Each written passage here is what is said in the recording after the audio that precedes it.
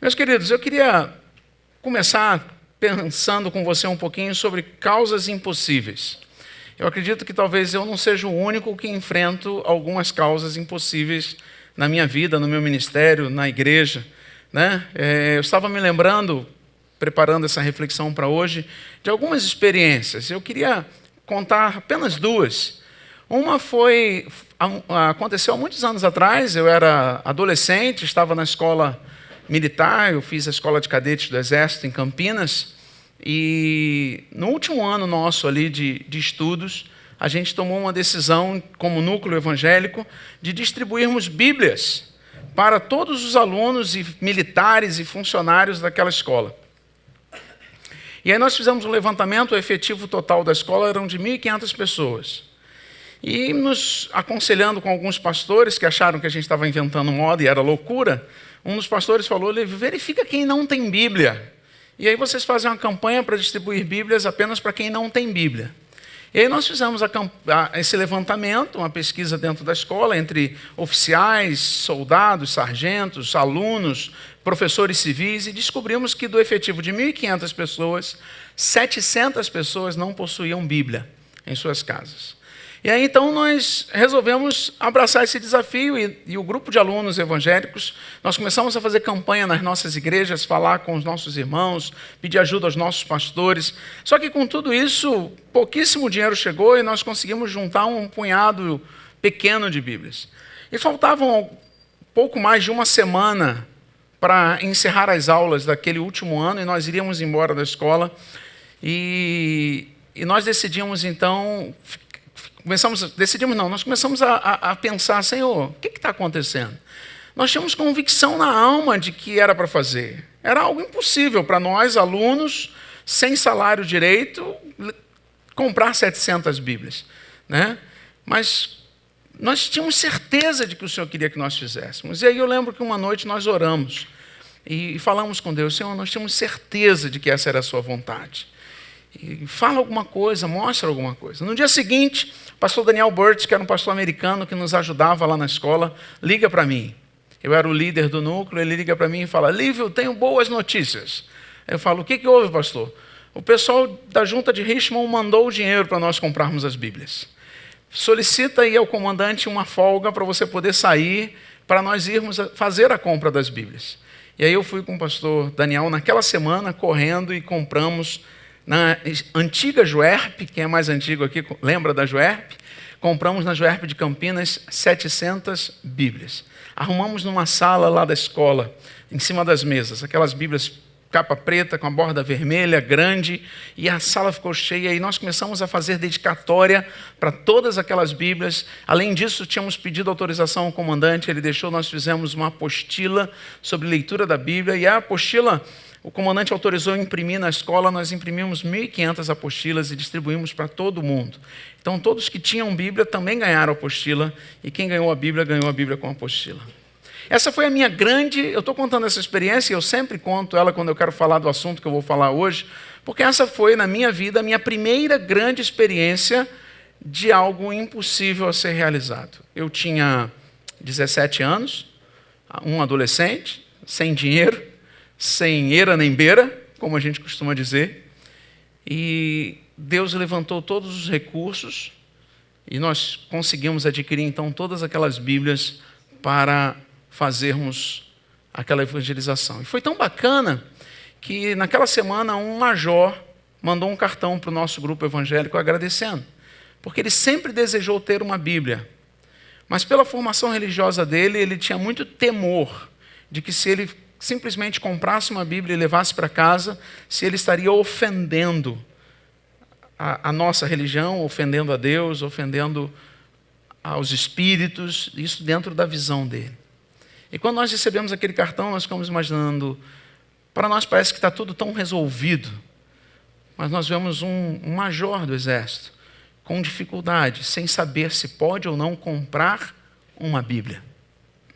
E essa história ela vem atravessando os anos. Alguns anos atrás eu estava na minha igreja e eu contei essa história numa mensagem, e no final do culto um irmão que estava visitando, o oficial do exército, me procurou e falou: Lívio, pastor Lívio, eu cheguei na SpaceX no ano seguinte e tinham algumas Bíblias dessa que tinham sobrado, e alguém me deu uma Bíblia dessa de presente. E eu me converti com essa Bíblia. E os anos se passaram, e agora, no final do ano passado, a turma de aperfeiçoamento de oficiais na ESAO, conhecendo essa história, inspirados por essa história, eles compraram 150 Bíblias bilíngue, inglês e português, e presentearam na formatura da ESAO todos os oficiais que estavam concluindo a turma. É tão bacana a gente perceber quando Deus move algo e quando Deus faz com que algo que aparentemente era impossível se torne uma realidade. Como que Ele usa isso para a glória dEle, para proclamar o nome dEle, e isso atravessa muito além do que nós podemos imaginar. Uma outra grande experiência, eu ouvi falar dessa igreja aqui. Essa igreja aqui parece que acabou de comprar um terreno bem caro e que quando fechou a compra não tinha dinheiro para comprar. E parecia muito improvável que conseguisse, não é verdade? Mas eu já soube até que já está pago. Já está pago? Mas não era impossível pagar? Mais de ano já está pago. Oh, glória a Deus. Pois é, gente, eu quero falar um pouquinho sobre isso hoje. Eu quero falar sobre o impossível. O impossível é uma oportunidade para revelar a grandeza e a glória de Deus. Há uma frase muito comum no meio evangélico que é repetida por aí, que diz assim: o milagre de hoje é o impossível de ontem. O milagre de hoje é o impossível de ontem.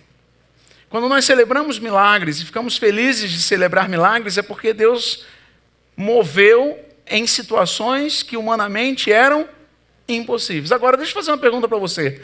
Como é que nós vamos viver o milagre de Deus e experimentar os grandes feitos de Deus e contemplar as maravilhas de Deus, se nós, que enfrentamos todo tipo de desafio, que diariamente somos desafiados na nossa fé, nas nossas vidas, ficarmos limitando Deus e não tivermos coragem de avançar nos desafios impossíveis que Deus nos convoca?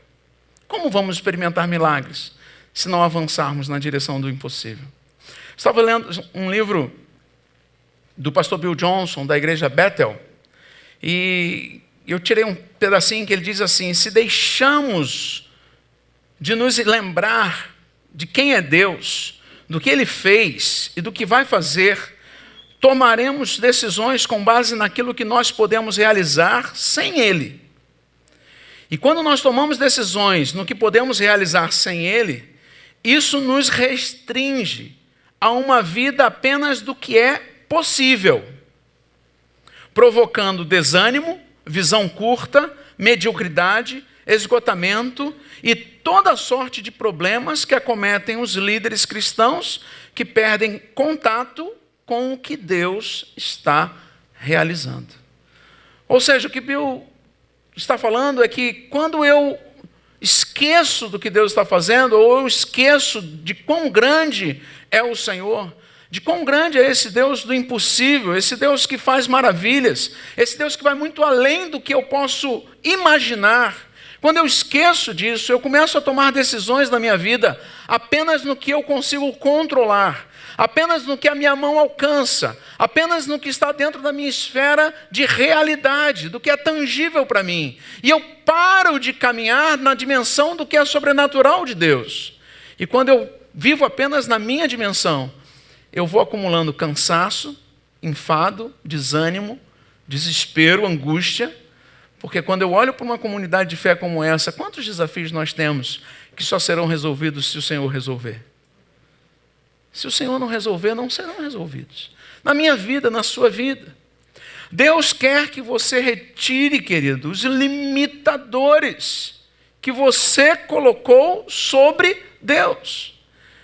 Tem muitos cristãos, muitos como eu, e às vezes eu ajo assim na minha falibilidade.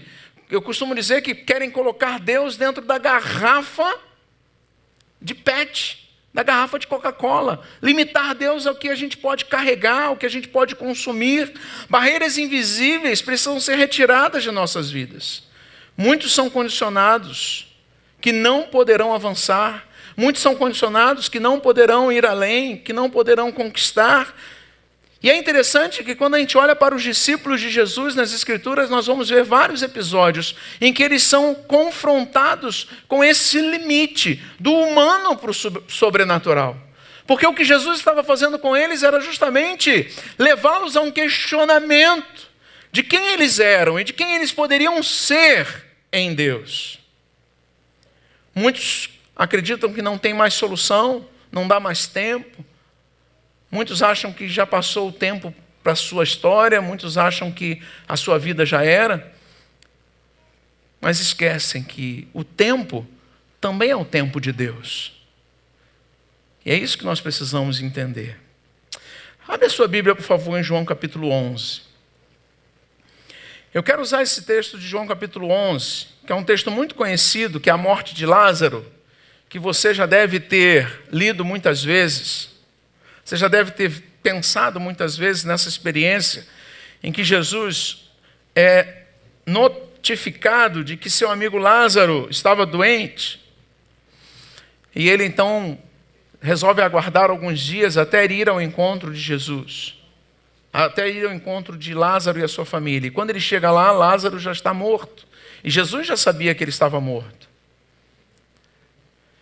E eu quero usar esse texto e tentar destacar algumas coisas aqui para pensar justamente sobre isso, que o impossível é uma oportunidade para revelar a grandeza e a glória de Deus. Você pode repetir isso comigo? O impossível é uma oportunidade para revelar a grandeza e a glória de Deus. Eu quero que você leve isso daqui essa noite. O desejo do meu coração é que você leve isso na sua mente, no seu coração, essa verdade de que seja o que for que estiver diante de você como indivíduo, ou diante de vocês como famílias, ou diante de vocês como igreja, seja o que for que esteja diante de vocês, pode parecer impossível aos homens, pode parecer impossível para os recursos que nós temos, pode parecer impossível para as habilidades que temos. Mas se são coisas impossíveis, saiba que nós estamos diante de uma grande oportunidade para Deus manifestar a sua grandeza e a sua glória. O texto diz assim, capítulo 11 de João: havia um homem chamado Lázaro, ele era de Betânia, do povoado de Maria e de sua irmã Marta. E aconteceu que Lázaro ficou doente. Maria, sua irmã, era a mesma que derramara perfume sobre o Senhor e lhe enxugara os pés com os cabelos. Então as irmãs de Lázaro mandaram dizer a Jesus: Senhor, aquele a quem amas está doente. Ao ouvir isso, Jesus disse: essa doença não acabará em morte. É para a glória de Deus, para que o Filho de Deus seja glorificado por meio dela. Jesus amava Marta, a irmã dela, e Lázaro. No entanto, quando ouviu falar que Lázaro estava doente, ficou mais 2 dias onde estava. Depois disse aos seus discípulos: vamos voltar para a Judéia. Esses disseram: mestre, há pouco os judeus tentaram apedrejar-te, e assim mesmo vais voltar para lá? Jesus respondeu: o dia não tem 12 horas, quem anda de dia não tropeça, pois vê a luz deste mundo. Quando anda de noite, tropeça, pois nele não há luz. Depois de dizer isso, prosseguiu dizendo-lhes: nosso amigo Lázaro adormeceu, mas vou até lá para acordá-lo. Seus discípulos responderam: Senhor, se ele dorme, vai melhorar. Jesus tinha falado de sua morte, mas os seus discípulos pensaram que ele estava falando simplesmente do sono. Então lhes disse claramente: Lázaro morreu. E para o bem de vocês estou contente por não ter estado lá, para que vocês creiam, mas vamos até ele. Então Tomé, chamado Dídimo, disse aos outros discípulos: vamos também para morrermos com ele. Eu vou ler por enquanto até aqui. Você já conhece bastante a história. E é interessante que, antes de qualquer coisa que eu possa falar essa noite, ou conversar com você essa noite, eu acho que esse texto já começa a mostrar para nós de que as dificuldades, as doenças, as surpresas desagradáveis das quais somos acometidos, elas não são surpresas para Deus. Elas não são novidades para Jesus. Porque Jesus já sabe o que está acontecendo com Lázaro, já sabe que ele já morreu, ele já sabe o porquê que ele morreu e para que ele vai lá ressuscitá-lo e glorificar o seu nome. Então, antes de qualquer coisa, a gente já começa a perceber essa coisa tão linda de vermos que o Deus que nós servimos, querido, o Deus que você serve, Ele é o Alfa e o Ômega. Mas não é apenas porque alguém escreveu uma canção bonita, mas é porque Ele é o princípio e o fim de todas as coisas, e tudo o que foi feito nele, por Ele, para Ele. Nada, absolutamente nada, foge do controle de Deus. Nada foge do controle de Deus. E é interessante que, diante dos desafios que todos nós vivemos, Deus se importa conosco. Deus sabe o que está acontecendo. Por isso, não limite, querido, não limite Deus através de sua mente, nem dos seus pensamentos. O primeiro limitador que pode fazer com que a gente perca a oportunidade de viver as grandiosidades de Deus são os nossos pensamentos. Verso 4 e 5 nos mostra isso quando diz assim, quando Jesus diz, essa doença não acabará em morte, é para a glória de Deus, para que o Filho de Deus seja glorificado por meio dele. Jesus amava Marta, a irmã dele e Lázaro. No entanto, quando ouviu falar que Lázaro estava doente, ficou mais 2 dias onde estava. E aí olha o que acontece no verso 16. Tomé diz assim, vamos também para morrermos com ele. Quando a gente vê a atitude de Tomé, que é a atitude mais franca, que simboliza a atitude dos discípulos, ela reflete os pensamentos que passam na nossa mente, nas nossas reflexões, quando estamos diante de situações desesperadoras ou situações grandes demais para nós. Quantas vezes nós líderes temos uma direção de Deus no ministério, na célula, na igreja, e sempre que nós falamos e anunciamos para a congregação, para alguns logo vibram, outros desconfiam, outros já são contra, e outros preferem esperar para ver no que vai dar. Os pensamentos muitas vezes nos limitam, os pensamentos nos assustam, os pensamentos nos dominam. Só que Jesus está no controle da situação. Ele tinha um propósito com a doença de Lázaro. Deus tem, Deus pode, Deus é, não limite Deus.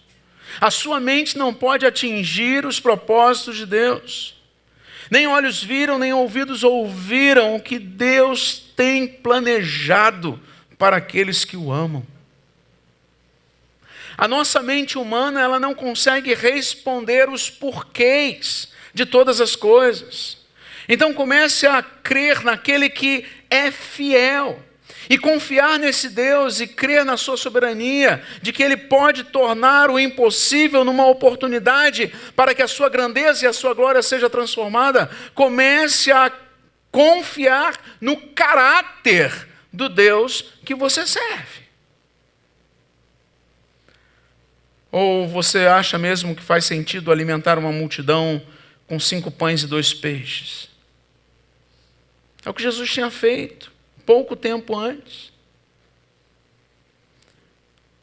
Ou você acha que faz algum sentido Sadraque, Mesaque e Abednego ficarem firmes diante das ameaças do maior império do mundo, mas não negarem a sua fé e serem lançados na fornalha? Não faz nenhum sentido, querido. Mas isso é o bonito do milagre, porque se fizesse sentido não era milagre. E o que eu creio é que Deus está mostrando nessa experiência de Lázaro, para mim e para você, que você pensa como um homem, mas você precisa aprender a pensar como Deus. Como assim, pastor, pensar como Deus? Por favor, não estou dizendo que ninguém aqui vai virar Deus, tá bom? Cuidado. Mas nós precisamos pensar mais como Deus pensa. Pensamos como homem, pois temos passado pouco tempo com Deus. Precisamos pensar como Deus à medida que passamos mais tempo com Ele. E na intimidade com Ele, conseguimos ouvir a sua voz e conseguimos ter paz de alguém que escuta: meu filho, minha filha, eu sei o que eu estou fazendo na sua vida. Meu filho, minha filha, eu estou no controle da sua história. Precisamos aprender a confiar no Deus que faz milagres. Precisamos aprender a confiar no Deus que é Senhor de todas as coisas. Afinal de contas, a sua soberania não pode ser apenas um argumento bacana, bonito, nas letras que cantamos. Mas a sua soberania precisa ser vivenciada quando eu acordo na segunda-feira. E mesmo ainda não sabendo que decisão tomar no meu trabalho, eu confio que o Senhor que está comigo sabe. Mesmo ainda não sabendo qual vai ser o diagnóstico dos exames, mas seja qual for, o Deus em quem confio já declarou que todas as coisas juntamente cooperam para o bem daqueles que o amam. O impossível é uma oportunidade para revelar a grandeza e a glória de Deus. Precisamos guardar isso no nosso coração. Às vezes somos amedrontados pelo nosso passado. Verso 8, os discípulos falaram isso: mestre, há pouco os judeus tentaram apedrejar-te, e o Senhor vai voltar para lá.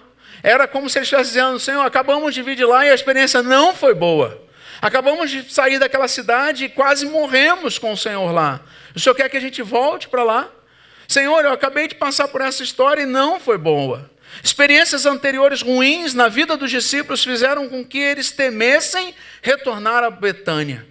E muitas vezes é conosco. Experiências ruins, uma formação ruim, uma história ruim numa igreja em que passamos, talvez uma história ruim na nossa família, talvez uma formação ruim no nosso caráter, talvez uma experiência ruim na nossa família, em que a relação com o nosso pai, com a nossa mãe, não foi boa. Talvez tenhamos experiências de traição, de abandono, de solidão, que fazem com que desconfiemos daquele que é soberano e se apresenta para nós como um pai. Mas eu quero dizer para você, querido, quando, por exemplo, Deus decidiu chamar Saulo para ser um dos seus apóstolos, e o grande apóstolo que ele foi, Deus não tinha se esquecido que Saulo, na altura do campeonato, já era um assassino. Quando Deus decidiu chamar Gideão, talvez um dos homens deliberadamente retratados na Bíblia como mais medrosos, talvez numa linguagem mais popular, um cara meio covarde mesmo, meio medrosão. Pois Deus, quando fala com ele em Juízes 6,14, virou-se o Senhor para ele e lhe disse: vai nesta tua força e livra Israel da mão de Midian. Replicou-lhe Gideão: ai, Senhor meu, com que livraria Israel? Eis que a minha família é a mais pobre em Manassés e eu o menor na casa de meu pai. O Senhor está mandando eu ir com a minha força. Eu sou o menor da menor família, da menor tribo, do menor povo, da menor cidade, do menor país, do menor tudo. Só faltou ele dizer para Deus: Deus, eu sou o resto do resto do resto que sobrou do resto. Muitas vezes nós estamos assim. Moisés, quando foi chamado por Deus, logo, a gente não sabe muito bem qual era o problema dele, na fala, apenas pesado de língua. A gente não sabe se ele falava assim, ou se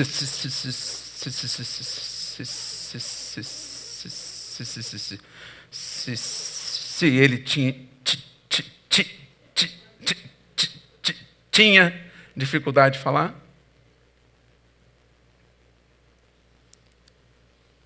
E ele prontamente, o que ele fala para Deus? Senhor, manda outro. Eu sou pesado de língua. Irmãos, isso parecem histórias bíblicas tão distantes de nós, mas são tão recorrentes na nossa vida. Quando Deus nos desafia, através do ministério da igreja, por exemplo, a sermos um líder de uma célula, qual é a primeira coisa que a gente responde? Manda outro, Senhor. Eu não tenho tempo, eu estou cansado, eu estou doente, eu estou sobrecarregado, eu tenho muitas coisas a fazer. Não limite Deus pelo seu passado. Você, querido, não é um Zé Ninguém e nem é um Zé Alguém.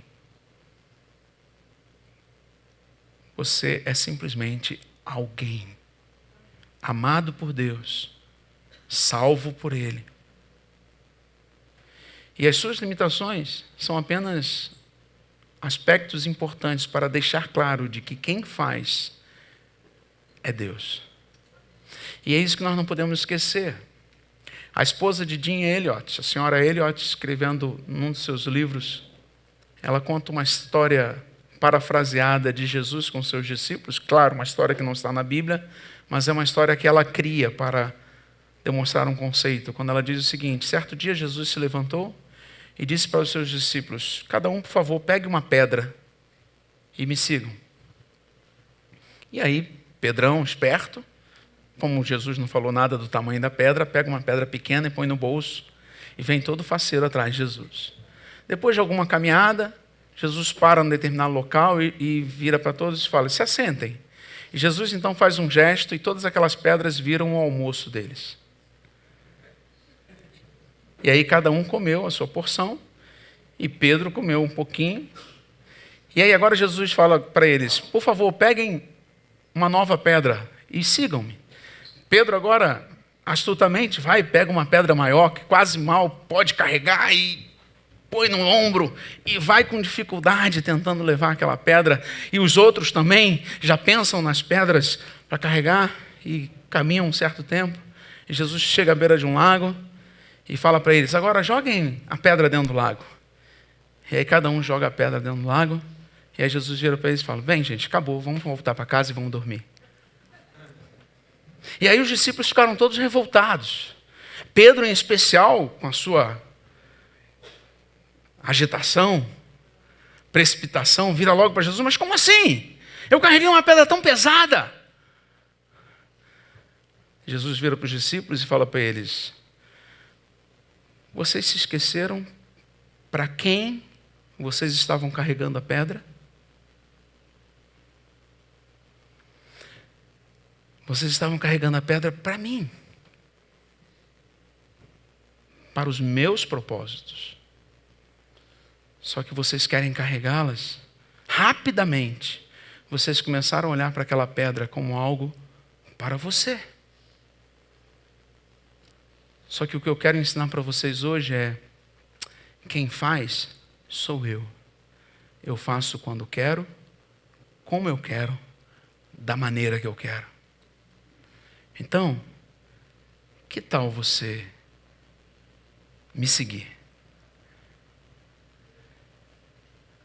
Ou você só vai me seguir quando as coisas, as situações, as pedras, as bênçãos forem positivas para você? Então você não está seguindo a mim, você está seguindo a você. E enquanto você acha que eu posso ser bom para você, você vem comigo. Você vem com esta igreja. Você vem com esse pastor. Você vem com essa esposa. Você vem com esse marido.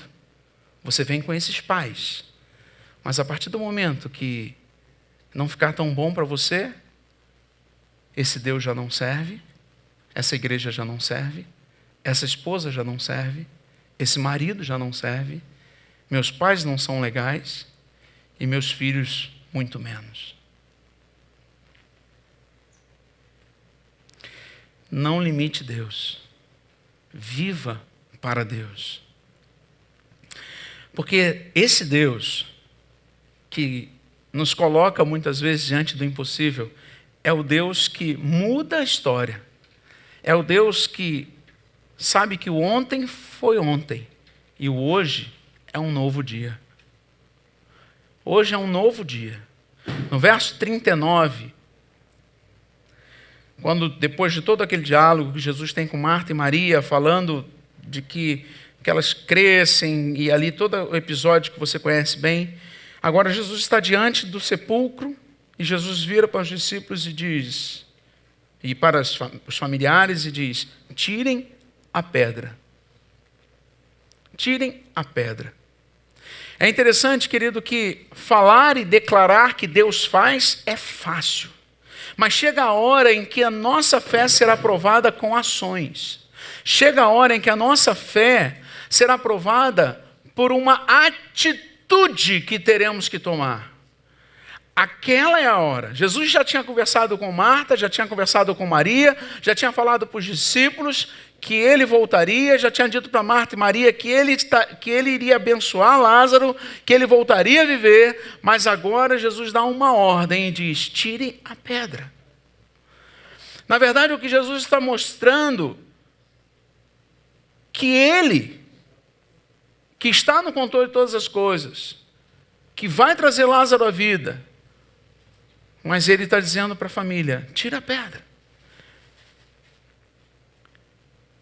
O Deus que é Deus presente, que muda as circunstâncias, que para ele não importava se tinham 4 dias de morto, 2 dias, 3 dias ou quantos dias fossem. E é interessante que Jesus é estratégico em esperar o 4º dia, porque na religião judaica, no ambiente normal daquela época, até o 3º dia era possível que alguém ressuscitasse. Por experiências, talvez até por experiências médicas, que depois com a ciência avançada se descobriram casos de pessoas que chegaram até a serem enterradas aparentemente mortas e não estavam mortas. Mas a partir do 4º dia isso era impossível. Não tinha registro algum de pessoas voltarem a viver. E Jesus espera exatamente o 4º dia, porque ele quer deixar claro que quem está fazendo é ele. É ele quem acalma a tempestade, é ele quem multiplica pães e peixes, é ele quem expulsa demônios. Irmãos, é tão bacana a gente perceber isso. Tão bacana. Porque a gente vai percebendo esse cuidado de Jesus de usar a impossibilidade para a glória dele. E para a glória dele, alguém vai passar pela morte. Alguém vai ter que ver o irmão sofrer. Alguém vai ter que tirar a pedra. Alguém vai ter que assinar o documento. Alguém vai ter que tomar a decisão. Alguém vai ter que dizer vamos. Alguém vai ter que dizer faça. Alguém vai ter que dizer levante-se. Porque só quando eu e você levantarmos e fizermos, é que nós vamos estar testemunhando para a glória de Deus. Quando Jesus dá uma ordem, ele espera que na obediência estejamos trazendo o intangível para o tangível, o sobrenatural para o natural, o céu para a terra. Quando Jesus dá a ordem, tire a pedra, Jesus está dizendo: agora é a hora, agora é o momento de vocês verem o milagre. Mas eu pergunto para você, a gente lê a história toda e já sabe tudo, mas vamos pensar um pouquinho. Se a família tivesse se negado, cabra firme, cabra brabo, e tivesse se negado a tirar a pedra, o que provavelmente teria acontecido?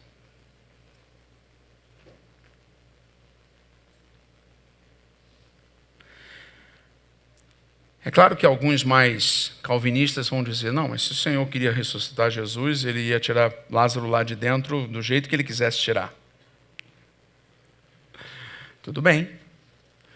Mas eu acho que não é tão bem assim. Porque quando Jesus levou o povo de Israel, uma nação inteira, diante da terra prometida, e esse povo duvidou de Deus, duvidou, Deus disse: volta para o deserto. Essa geração vai morrer no deserto. Porque eles não creram em mim. E Deus teve paciência. Esperou 40 anos. Toda uma nova geração. E aí eu fico imaginando Josué reunido com os líderes dizendo assim: pelo amor de Deus, quando vocês forem lá espiar, que voltarem, não falem besteira, porque Deus vai mandar a gente para o deserto de novo.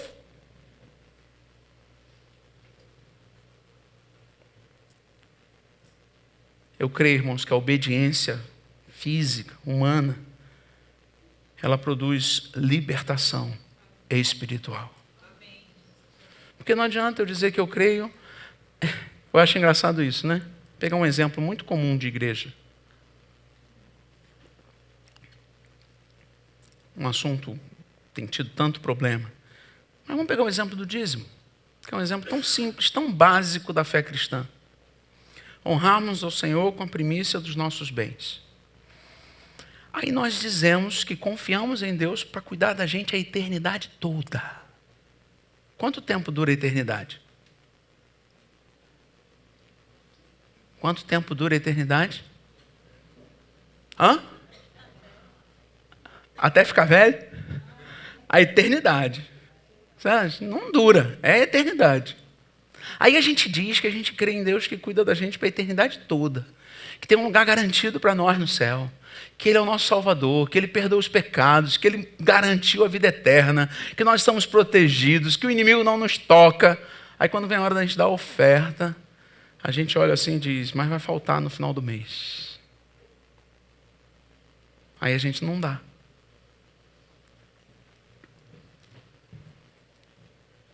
É a mesma coisa do tirar a pedra. É a mesma coisa do me dê os 5 pães e 2 peixes.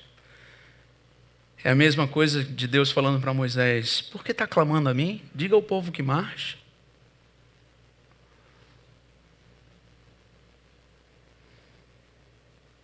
Obedeça, querido. Obedeça apesar da sua incredulidade. Obedeça apesar da sua incredulidade. Obedeça ainda que você não entenda, ainda que você não esteja crendo totalmente, mas obedeça. Marta vai argumentar com Jesus, Senhor, mas já são 4 dias, já fede, já não tem o quê, é um vexame, é uma podridão, não dá certo, como é que é isso? Filha, tira a pedra. Não lhe falei que se você cresce, veria a glória de Deus? Eu não falei que se você cresce, veria a glória de Deus? Tire a pedra.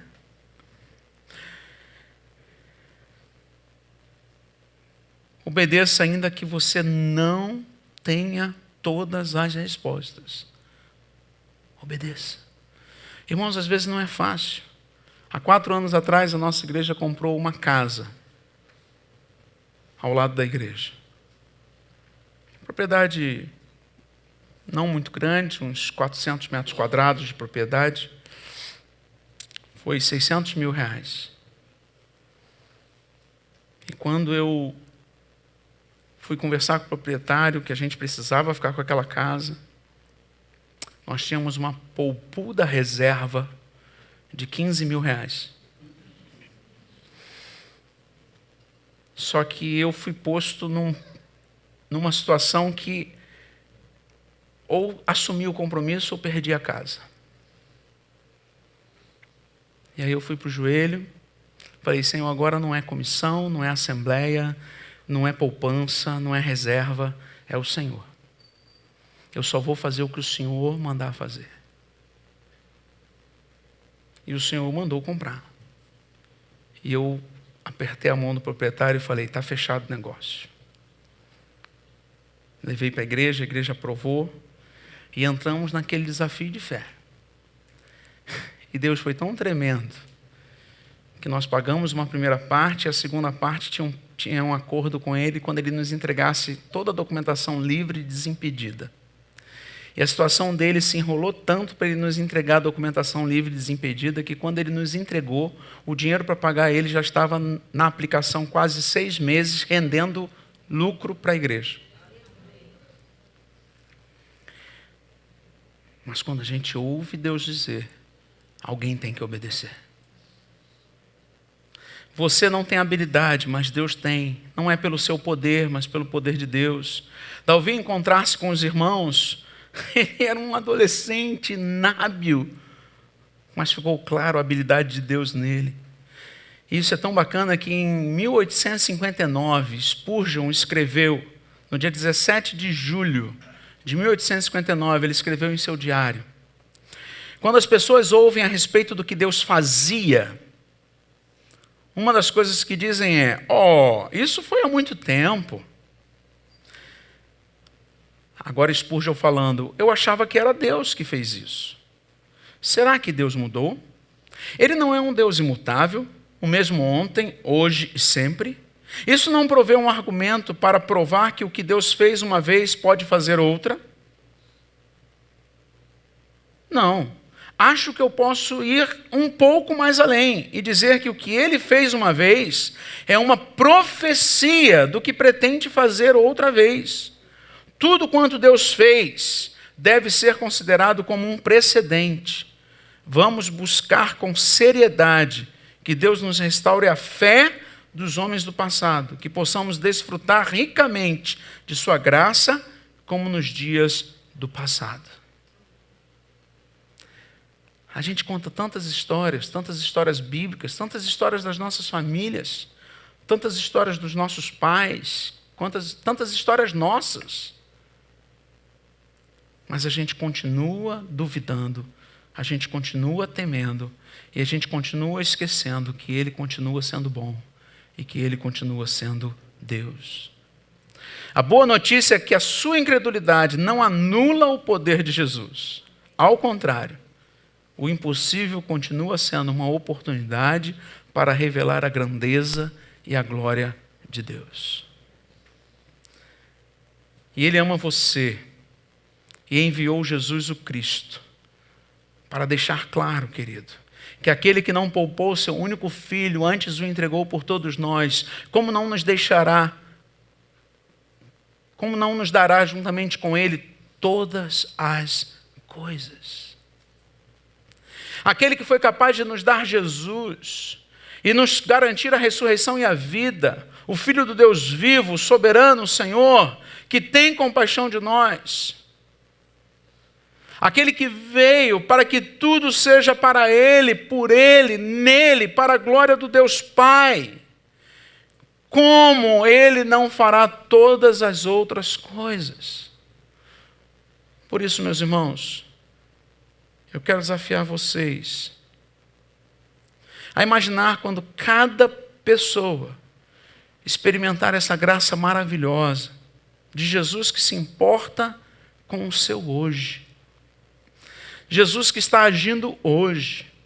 Jesus que faz milagres hoje. Ansiedade, medo, angústias baterão em retirada, pois a certeza de quem entregou o seu próprio Filho e nos dará juntamente com Ele boas coisas e todas as coisas. Essa certeza nos levará além, nos levantará. Sua vida pode ser transformada hoje, se você crer que Jesus veio para você, se você viver na dependência dEle. Imagine o que a igreja da Zona Sul poderá fazer em Natal e no Nordeste, se ela simplesmente lançar fora todo o medo e tirar a pedra, e tomar as decisões, e der os passos, e assumir as atitudes. Nunca foi sobre vocês, querido. Nunca foi sobre mim, mas sempre sobre a glória de Deus. E os desafios que vocês enfrentam hoje, que vocês enfrentarão no futuro, só têm um objetivo: gerar a oportunidade para que a grandeza e a glória de Deus se manifeste. Por isso nós precisamos caminhar por fé. Precisamos entender que a fé agrada a Deus. Precisamos nos render ao Cristo, colocando nossa vida, talentos, bens, tempo, tudo ao dispor dEle. Somente assim veremos a grandeza e a glória de Deus. Amém, queridos? Eu gostaria de orar por você. Feche seus olhos. Pense nessa frase que eu estou deixando para você hoje.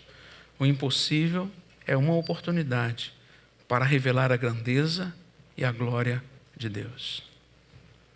Talvez você precise hoje, querido, nessa noite, colocar os seus impossíveis diante do Senhor. Talvez você esteja paralisado com medo. Deus já te desafiou, Deus já te chamou, Deus já falou com você, e talvez você esteja paralisado com medo. Talvez você esteja diante de desafios muito sérios na sua casa, na sua família. Ou talvez você veio aqui hoje e você ainda não teve esse encontro com o Cristo que é Senhor. que aquele que nele crê, ainda que morra, viverá. Eu gostaria de orar por você. Se você precisa colocar seu coração diante de Deus, colocar algum impossível, algum desafio, alguma luta, eu gostaria que você ficasse em pé para a gente orar. Eu quero orar por você. Eu quero interceder pela sua vida. Eu quero dizer, querido, que Deus tem coisas extraordinárias para fazer. E talvez você nessa noite precise de ajuda para tirar a pedra. Talvez você precise nessa noite de ajuda para dar os passos que você precisa dar. Talvez como igreja do Senhor você precisa de ajuda para crer nos desafios, na soberania de Deus diante dos desafios que virão adiante de vocês. Se esse é o seu caso, me parece que a equipe vai cantar uma canção, é isso? Enquanto canta, eu queria chamar você aqui na frente, eu quero orar por você. Pode vir aqui à frente nesse momento. Pode dar esse passo. Talvez esse seja o passo simbólico da sua pedra sendo tirada.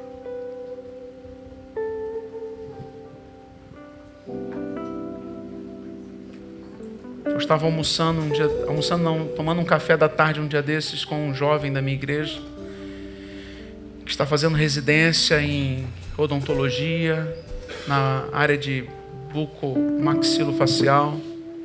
E nós estávamos lembrando uns poucos anos atrás, quando no corredor da igreja, ele estava pertinho do vestibular, e eu encontrei com ele, ele já falava de ser bucomaxilofacial há muitos anos, era um sonho que ele tinha. E no corredor da igreja eu encontrei com ele, e eu perguntei: aí rapaz, como é que está o vestibular? Preparado? Ele: pastor, eu estou pensando em nem fazer mais. Eu falei: como assim? Tu estudou o ano todo?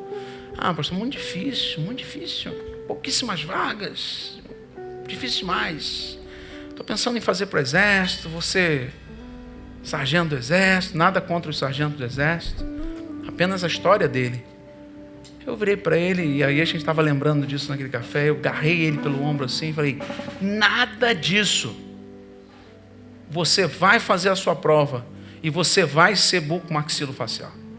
Você lutou por isso, você trabalhou por isso, você estudou por isso, você tem orado por isso. Não deixe o medo paralisar você. Faça tudo que está na sua mão. Se lá na frente Deus não quiser que você seja, você não será. Você nunca vai ser maior do que Deus. Mas você não pode desistir antes de tirar a pedra. Então, queridos, vocês que estão aqui na frente, deixa eu dizer isso para vocês. Faça tudo que depende de vocês. Tudo. Absolutamente tudo. E creia que o impossível é uma oportunidade para Deus manifestar a sua grandeza e a sua glória. Pai, em nome de Jesus, eu quero te agradecer, Senhor, por essa tarde, início de noite. Quero te agradecer, Senhor, por meus irmãos que estão aqui. Quero pedir a Deus a tua bênção, a tua graça, o teu renovo sobre eles. Quero pedir a Deus, aumenta a nossa fé, Senhor. Ajuda-nos a viver na dimensão do Senhor, a crermos que de verdade o Senhor é fiel, o Senhor é bom, o Senhor é o Deus que nos ama, que nos acode, que está conosco, Deus que nos conhece. Bendito seja o teu nome, Senhor. Bendito seja o Senhor. Grande é o teu nome, grande é o Senhor. Manifesta, Deus, a tua graça. Manifesta, Senhor, as tuas maravilhas na vida dos meus irmãos queridos que estão aqui. Fortalece a fé. Tira, Senhor, os embaraços. Eu não sei quais são as pedras que terão que ser tiradas, mas ajuda esses queridos a avançarem por fé, para a glória do teu nome, Senhor. Em nome de Jesus. Amém, amém e amém. Amém, queridos. Deus abençoe.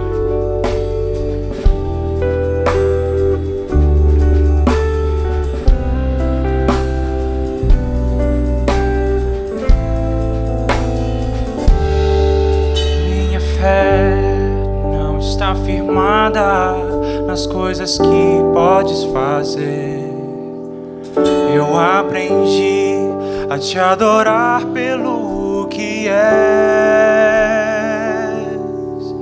Dele veio sim o amém, somente dele, mais ninguém. A Deus seja o louvor. Se Deus quiser, Ele é Deus. Se não quiser, Ele é Deus. Se a porta abrir, Ele é Deus. Mas se fechar, continua sendo Deus. Se a doença vier, Ele é Deus. Se curado eu for, Ele é Deus. Se tudo der certo, Ele é Deus. Mas se não der, continua sendo Deus. Minha fé não está firmada nas coisas que podes fazer. Eu aprendi a te adorar pelo que és. Dele veio sim o amém, somente dele, mais ninguém. A Deus seja o louvor. Se Deus quiser, Ele é Deus. Se não quiser, Ele é Deus. Se a porta abrir, Ele é Deus. Mas se fechar, continua sendo Deus. Se a doença vier, Ele é Deus. Se curado eu vou, Ele é Deus. Se tudo der certo, Ele é Deus. Mas se não der, continua sendo Deus. Eu adoro pelo que Ele faz, eu adoro pelo que Ele é. Acho que houver, sempre será Deus. Não adoro pelo que Ele faz, eu adoro pelo que Ele é. Acho que houver, sempre será Deus. Se Deus quiser, Ele é Deus. Se não quiser, Ele é Deus. Se a porta abrir, Ele é Deus. Mas se fechar, Ele continua sendo Deus. Se a doença vier, Ele é Deus. Se curado eu for, Ele é Deus. Se tudo der certo, Ele é Deus. Mas se não der, continua sendo Deus. Se Deus quiser, Ele é Deus. Se não quiser, Ele é Deus. Se tudo, Ele é Deus. Continua sendo Deus.